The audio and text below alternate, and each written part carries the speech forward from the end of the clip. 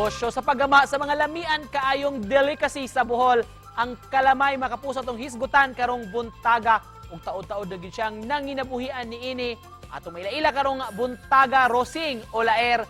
Maayong buntag ug maupay na aga, Ma'am Rosing. Kumusta ka? Ug welcome sa GMA Regional TV Live. Mayong buntag po. Kumusta man ang panikay-sikay? Kumusta ang negosyo nato diha sa Bohol karon? Nabalik na po sa normal gamay. Kanyagi do ka tuig way magnegosyo kay wa man way pasahero dali pantalan. Kanus amang ka nagsugod sa paggama niini? 1987.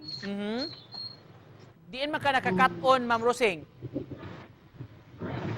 Ay kanang tarakan upaw, mga lamay man, kana makoy magkalamay katus amo ano po na sunod na po mi sir. Unsay dakong natabang niini kining pagnegosyo nimo paggama og kalamay alang sa imong pamilya? Ay nakasurvive sa mga bata ng eskwela, na pagkaon, pamalit-palit. Ma'am, 1987 mo nagsugod, ma'am, no? Kahidumdum pa ka kung pila man ang imong puhunan kaniadto dihang nagsugod ka sa pagnegosyo. Kuan among puhunan sa una, lahis karon og sa una kay mahal maron, sa una magpuhunan mi og tag 1.5 o depende sa mong buhaton sir. Sa una tong 1.5 karon, Hoy, tag 2,000 na kapit, tag 3,000. Tudo kay mahal na mga palitan sir. unsa may ingredients sa paggama og kalamay, Nay Rosing? Ay kanaragong lobe, pananog sentral, kanang kamay nga kinukay. Ya kanang butangag mani, depende man og dili pud butangag mani pwede, butangan pud mani. Unsa may proseso, ma'am, sa paggama sa kalamay? Ay, primero gali humulan nimo nya. Ang unsay humulan? Dayon ang pili kilisan nimo, kilisan ng pili dayon kanang humulan, galingon na pod. Asa may source sab ninyo sa mga bagol, ma'am? Asa mo pumukuha na? Sa Mindanao, paliton po namo. Palito, gikan sa Mindanao, sa Hingoong, mga Medina, ana. Ma'am Rosing, ngano para nimo? Ma'am, nganong kinahanglan man nga tilawan gyud sa mga turista diha sa Bohol ang kalamay? Tilawan ang kalamay.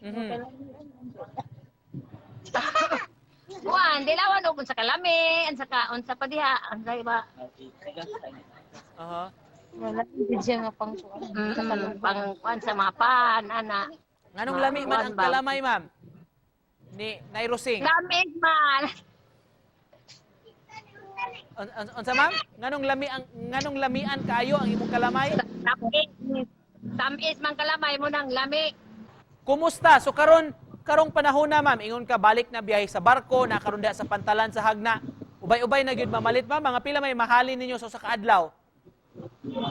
Depende sa mong buhaton. Kung magbuhat ko og mga 12 ka kilo, naranas mga 4. Nganong para nimo importante kayo ang kalamay?